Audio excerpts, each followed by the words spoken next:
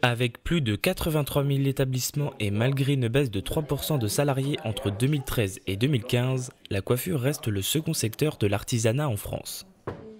Issus de la même succursale, quelques élus étaient réunis à la fédération afin d'aborder la prévoyance, les formations et d'être au fil de l'actualité de la branche dans l'objectif de rapporter ces informations aux salariés. Pour ces coiffeuses, ce moment leur permet de se rencontrer et de mettre en commun leurs diverses expériences en salon en vue de travailler ensemble.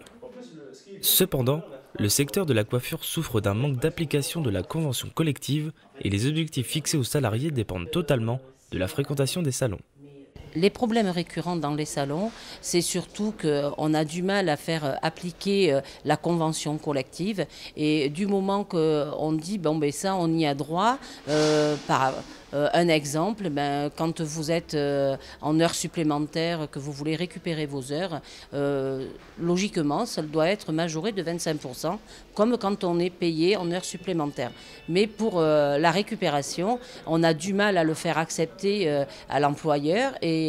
parce que pour lui, on fait des heures parce qu'il y a besoin, mais après, ce n'était pas dans la culture de la coiffure de vouloir récupérer des heures supplémentaires. Oui, les secteurs de la coiffure, même avec des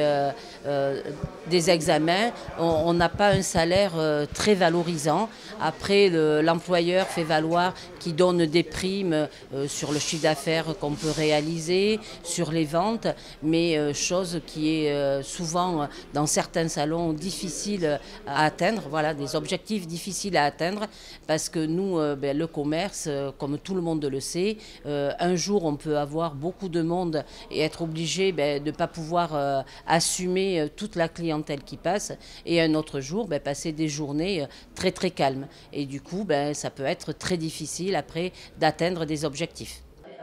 La syndicalisation dans les TPE est une chose difficile. De quelle aide a besoin le secteur de la coiffure ? Mais pour aider à syndicaliser le personnel dans les salons de coiffure, on aurait besoin d'une aide, je pense, du syndicat pour avoir une meilleure connaissance à quoi sert le syndicat, pourquoi il a été mis en place dans les salons, et c'est surtout qu'on est là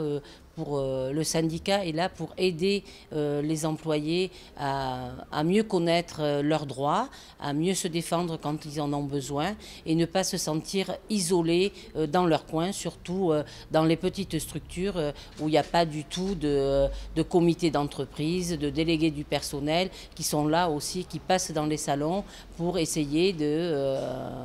les aider dans les problèmes qu'ils rencontrent au sein de leur entreprise.